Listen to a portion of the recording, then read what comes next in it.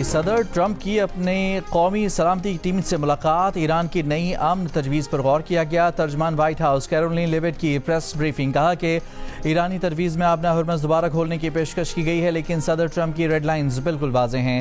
امریکہ کوئی ایسی ڈیل قبول نہیں کرے گا جس میں ایران کو ایٹمی ہتھیار بنانے کی اجازت ہو۔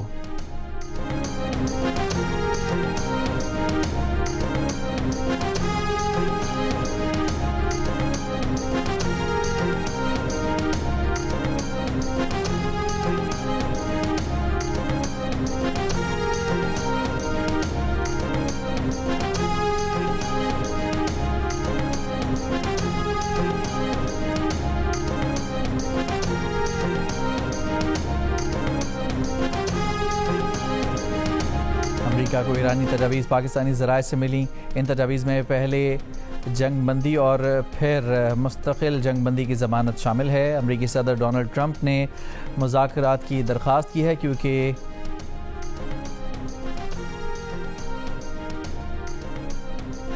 ایران نے اپنا ہرمز کھولنے کی پیشکش امریکی ناکہ بندی کے خاتمے کے ساتھ مشروط کی ہے اور کہا ہے کہ یہ سب ہو جائے تو پھر ایرانی ایٹمی پروگرام پر بات ہوگی۔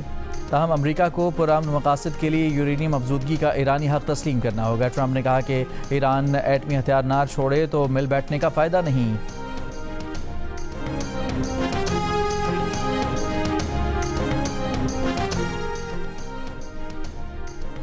امریکی صدر ڈونلڈ ٹرمپ نے مذاکرات کی درخواست کی ہے کیونکہ امریکہ اپنے کوئی مقاصد حاصل نہیں کر سکا۔ ایرانی وزیر خارجہ عباس اراغچی کا دعویٰ، کہا کہ ایران ٹرمپ کی مذاکرات کی درخواست پر غور کر رہا ہے۔ روس کی امریکہ ایران تنازع میں ثالثی کی پیشکش۔ ماسکو میں ایرانی وزیر خارجہ عباس اراغچی سے ملاقات میں روسی صدر پوتن کا ایران سے اسٹریٹجک تعلقات جاری رکھنے کا عزم۔ پوتن نے ایران کے سپریم لیڈر کے لیے نیک خواہشات کا بھی اظہار کیا۔ ایرانی وزارت خارجہ کی سمندر میں ایرانی آئل ٹینکرز پر امریکی قبضے کی مذمت، کہا یہ اقدام بحری قزاقی اور اسے کھلا قانونی جواز بخشنے کے مترادف ہے۔ برطانوی شاہ چارلس اور ملکہ کمیلا وائٹ ہاؤس پہنچ گئیں۔ امریکی صدر ٹرمپ نے مہمانوں کا استقبال کیا۔ برطانوی شاہ چارلس 4 روزہ دورے پر امریکہ پہنچے ہیں۔ امریکہ کے قیام کی 250ویں سالگرہ کی تقریبات میں شرکت کریں گے۔ شاہ چارلس امریکی کانگریس سے خطاب کریں گے۔ 9/11 کی یادگار کا دورہ بھی کریں گے۔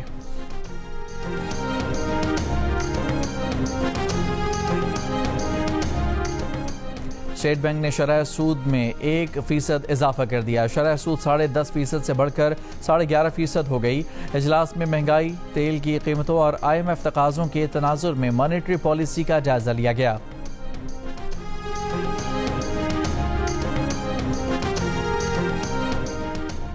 ترجمان کراچی واٹر کارپوریشن نے کہا ہے کہ دھابیجی پمپنگ اسٹیشن پر بجلی کا بریک ڈاؤن ہوا ہے، جس کی وجہ سے پانی کی فراہمی کا نظام متاثر ہونے کا خدشہ ہے۔ پانی کے بیک پریشر کے باعث 2 لائنوں کے متاثر ہونے کی اطلاع ہے کہ الیکٹرک کے مطابق دھابیجی پمپنگ اسٹیشن پر مین کیبل میں فالٹ آیا۔ فالٹ کے باوجود 22 میں سے 18 پمپنگ موٹرز پر بجلی کی فراہمی جاری رہی۔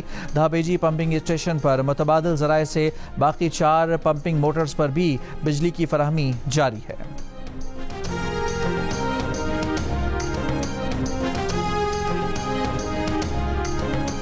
کراچی کے علاقے پاک کالونی پرانا گولی مار میں فائرنگ سے ایک شخص جاں بحق۔ مقتول کی شناخت 22 سال کے مزمل کے نام سے ہوئی۔ پولیس کا کہنا ہے کہ مقتول کو گینگ وار گروپ نے نشانہ بنایا۔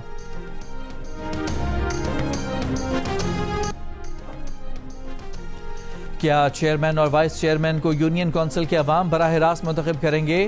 میئر کو کس نے منتخب کرنا ہے؟ پنجاب میں بلدیاتی الیکشن غیر جماعتی بنیادوں پر کرانے کے خلاف درخواستوں پر سماعت میں عدالت کا پنجاب حکومت کے وکیل سے سوال۔ پنجاب حکومت کے وکیل نے کہا کہ منتخب نمائندے چیئرمین اور وائس چیئرمین منتخب کریں گے اور میئر کو چیئرمین منتخب کریں گے۔ لاہور ہائی کورٹ نے استفسار کیا کہ یہ کیسا الیکشن ہوا جس میں چیئرمین کو عوام نے براہ راست ووٹ نہیں دیا؟ یونین کونسل کی سطح پر کس ملک میں چیئرمین کا الیکشن انڈائریکٹ ہوتا ہے؟ عدالت نے پنجاب حکومت اور الیکشن کمیشن کے وکیل سے معاونت طلب کر لی۔ سماعت غیر معینہ مدت تک ملتوی۔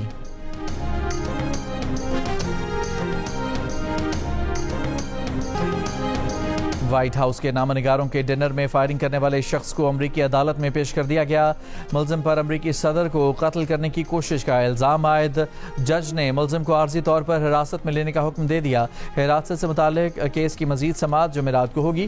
ترجمان وائٹ ہاؤس کا کہنا ہے کہ یہ حملہ یاد دلاتا ہے کہ ہوم لینڈ سیکیورٹی کے لیے فنڈنگ کیوں ضروری ہے۔ قومی سلامتی کے لیے نیا بال روم ضروری ہے۔ ٹرمپ سمجھتے ہیں کہ پریس ڈنر میں سیکیورٹی مؤثر تھی۔ پریس ڈنر کے دوران حملہ صدر ٹرمپ کو قتل کرنے کی تیسری بڑی کوشش تھی۔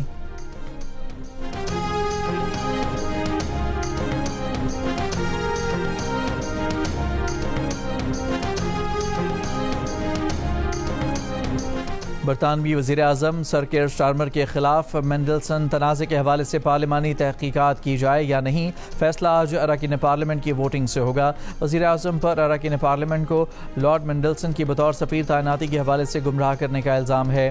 تحقیقات میں جائزہ لیا جائے گا کہ کیا جانچ کے عمل کی پیروی کی گئی اور فارن آفس کے حکام پر دباؤ تو نہیں ڈالا گیا۔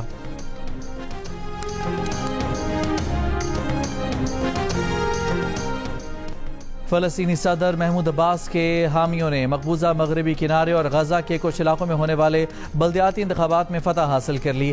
حماس نے الیکشن میں حصہ نہیں لیا۔ عرب میڈیا کے مطابق غزہ نسل کشی کے اثرات کے باعث ووٹر ٹرن آؤٹ کم رہا۔ تقریباً 2 دہائیوں بعد پہلی بار محصور غزہ پٹی کے ایک شہر دیر البلح کو بھی انتخابی عمل میں شامل کیا گیا۔ مقصد یہ ظاہر کرنا تھا کہ غزہ مستقبل کی فلسطینی ریاست کا ناقابل تقسیم حصہ ہے۔ ہفتے کو ہونے والا یہ الیکشن 2006 کے بعد غزہ میں کسی بھی نوعیت کا پہلا انتخابی عمل تھا۔ جنگ بندی کے باوجود جنوبی لبنان میں اسرائیلی فوج کی کارروائیاں جاری۔ کئی قصبوں میں اقامتی عمارتوں کو دھماکہ خیز مواد سے تباہ کر دیا گیا۔ بنت جبیل میں فضائی اور طائر پر ڈرون حملے، ایک فرد شہید۔ حزب اللہ نے اسرائیلی فوجیوں اور ان کے ٹینک کو انخلا کے دوران بارودی ڈرون سے نشانہ بنایا۔ اسرائیلی فوجیوں میں بھگدڑ مچ گئی۔ حزب اللہ کے سربراہ نعیم قاسم نے لبنانی حکومت اور اسرائیل کے درمیان مذاکرات کو مسترد کر دیا۔ کہا کہ اسرائیل سے واشنگٹن میں ہونے والے مذاکرات اور ان کے نتائج لبنان کے لیے باعث شرمندگی اور بے حیثیت ہیں۔ لبنانی صدر جوزف خلیل اون نے کہا کہ جنوبی لبنان غزہ اور ایران کی جنگوں میں کودنے کا خمیازہ بھگت رہا ہے۔ غیر ملکی ایجنڈے پر عمل کرتے ہوئے لبنان کو جنگ میں دھکیلنے والے غداری کر رہے ہیں۔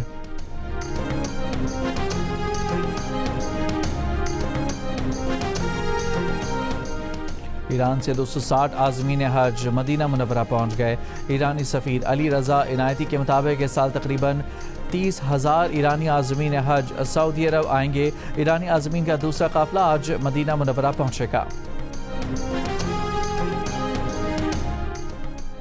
عالمی فورم پر عرب امارات اور ایران کے نمائندوں میں سخت اختلافات۔ نئی دلی میں برکس کے نائب وزرائے خارجہ اجلاس میں دونوں نمائندوں کے درمیان امریکہ ایران جنگ پر اختلاف رائے سامنے آیا۔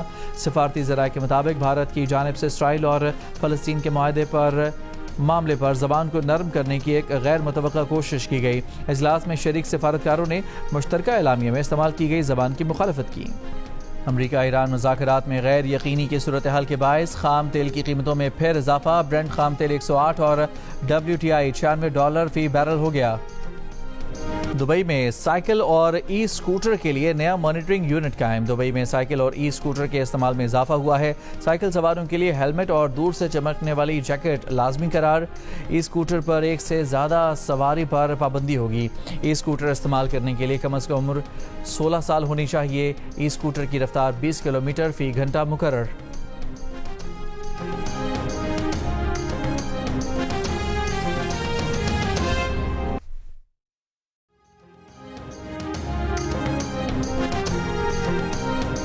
امریکی صدر ٹرمپ کی اپنے قومی سلامتی ٹیم سے ملاقات۔ ایران کی نئی امن تجویز پر غور کیا گیا۔ ترجمان وائٹ ہاؤس کیرولین لیوٹ کی پریس بریفنگ، کہا کہ ایرانی تجویز میں آبنہ ہرمز دوبارہ کھولنے کی پیشکش کی گئی ہے، لیکن صدر ٹرمپ کی ریڈ لائنز بالکل واضح ہیں۔ امریکہ کوئی ایسی ڈیل قبول نہیں کرے گا جس میں ایران کو ایٹمی ہتھیار بنانے کی اجازت ہو۔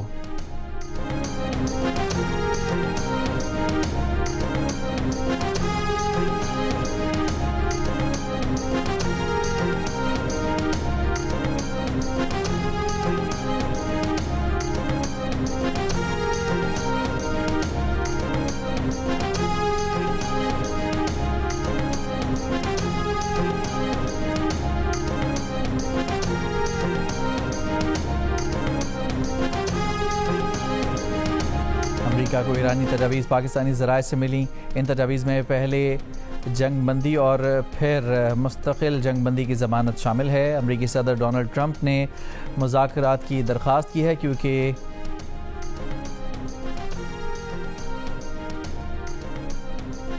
ایران نے اپنے ہرمز کھولنے کی پیشکش امریکی ناکہ بندی کے خاتمے کے ساتھ مشروط کی اور کہا ہے کہ یہ سب ہو جائے تو پھر ایرانی ایٹمی پروگرام پر بات ہوگی. تاہم امریکہ کو پرامن مقاصد کے لیے یورینیم افزودگی کا ایرانی حق تسلیم کرنا ہوگا. ٹرمپ نے کہا کہ ایران ایٹمی ہتھیار نہ چھوڑے تو مل بیٹھنے کا فائدہ نہیں.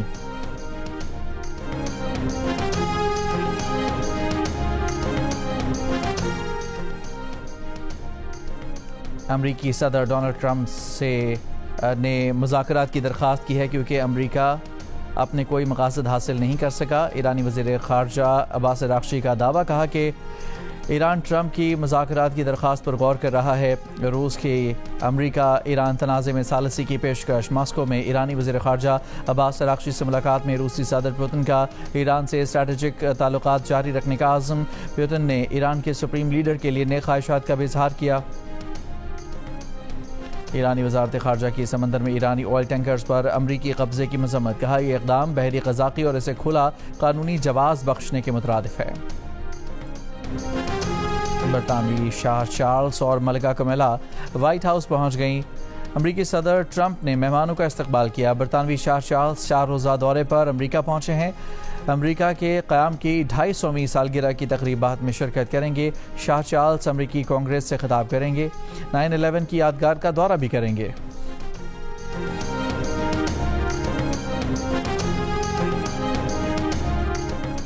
اسٹیٹ بینک نے شرح سود میں 1% اضافہ کر دیا. شرح سود 10.5% سے بڑھ کر 11.5% ہو گئی. اجلاس میں مہنگائی، تیل کی قیمتوں اور IMF تقاضوں کے تناظر میں مانیٹری پالیسی کا جائزہ لیا گیا.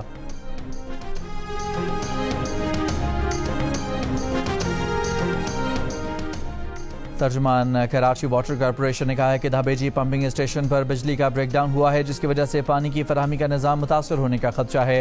پانی کے بیک پریشر کے باعث 2 لائنوں کے متاثر ہونے کی اطلاع ہے کہ الیکٹرک کے مطابق دھابیجی پمپنگ اسٹیشن پر مین کیبل میں فالٹ آیا. فالٹ کے باوجود 22 میں سے 18 پمپنگ موٹرز پر بجلی کی فراہمی جاری رہی. دھابیجی پمپنگ اسٹیشن پر متبادل ذرائع سے باقی 4 پمپنگ موٹرز پر بھی بجلی کی فراہمی جاری ہے.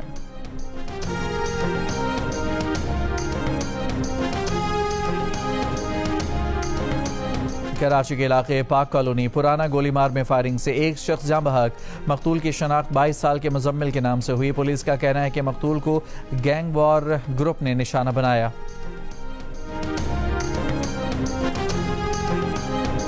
وائٹ ہاؤس کے نامہ نگاروں کے ڈنر میں فائرنگ کرنے والے شخص کو امریکی عدالت میں پیش کر دیا گیا. ملزم پر امریکی صدر کو قتل کرنے کی کوشش کا الزام عائد. جج نے ملزم کو عارضی طور پر حراست میں لینے کا حکم دے دیا. حراست سے متعلق کیس کی مزید سماعت جمعرات کو ہوگی. ترجمان وائٹ ہاؤس کا کہنا ہے کہ یہ حملہ یاد دلاتا ہے کہ ہوم لینڈ سیکیورٹی کے لیے فنڈنگ کیوں ضروری ہے. قومی سلامتی کے لیے نیا بال روم ضروری ہے. ٹرمپ سمجھتے ہیں کہ پریس ڈنر میں سیکیورٹی مؤثر تھی. پریس ڈنر کے دوران حملہ صدر ٹرمپ کو قتل کرنے کی تیسری بڑی کوشش تھی.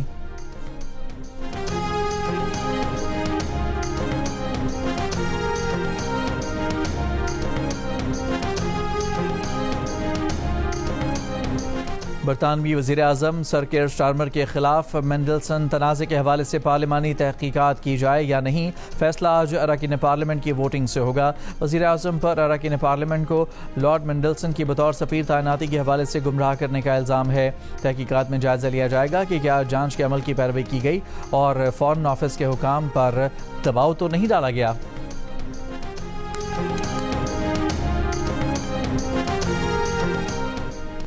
فلسطینی صدر محمود عباس کے حامیوں نے مقبوضہ مغربی کنارے اور غزہ کے کچھ علاقوں میں ہونے والے بلدیاتی انتخابات میں فتح حاصل کر لی.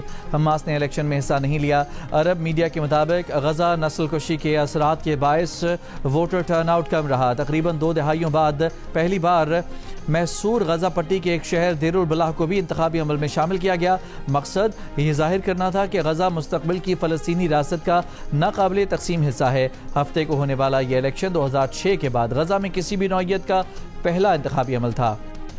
جنگ بندی کے باوجود جنوبی لبنان میں اسرائیلی فوج کی کارروائیاں جاری، کئی قصبوں میں اقامتی عمارتوں کو دھماکہ خیز مواد سے تباہ کر دیا گیا۔ بنت جبیل میں فضائی اور طائر پر ڈرون حملے، ایک فرد شہید۔ حزب اللہ نے اسرائیلی فوجیوں اور ان کے ٹینک کو انخلا کے دوران بارودی ڈرون سے نشانہ بنایا۔ اسرائیلی فوجیوں میں بھگدڑ مچ گئی۔ حزب اللہ کے سربراہ نعیم قاسم نے لبنانی حکومت اور اسرائیل کے درمیان مذاکرات کو مسترد کر دیا۔ کہا کہ اسرائیل سے واشنگٹن میں ہونے والے مذاکرات اور ان کے نتائج لبنان کے لیے باعث شرمندگی اور بے حیثیت ہیں۔ لبنانی صدر جوزف خلیل اون نے کہا کہ جنوبی لبنان غزہ اور ایران کی جنگوں میں کودنے کا خمیازہ بھگت رہا ہے۔ غیر ملکی ایجنڈے پر عمل کرتے ہوئے لبنان کو جنگ میں دھکیلنے والے غداری کر رہے ہیں۔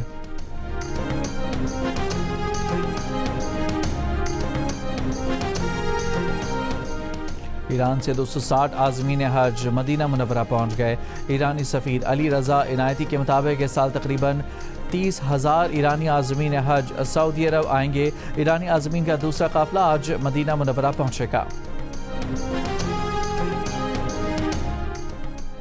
عالمی فورم پر عرب امارات اور ایران کے نمائندوں میں سخت اختلافات۔ نئی دلی میں برکس کے نائب وزرائے خارجہ اجلاس میں دونوں نمائندوں کے درمیان امریکہ ایران جنگ پر اختلاف رائے سامنے آیا۔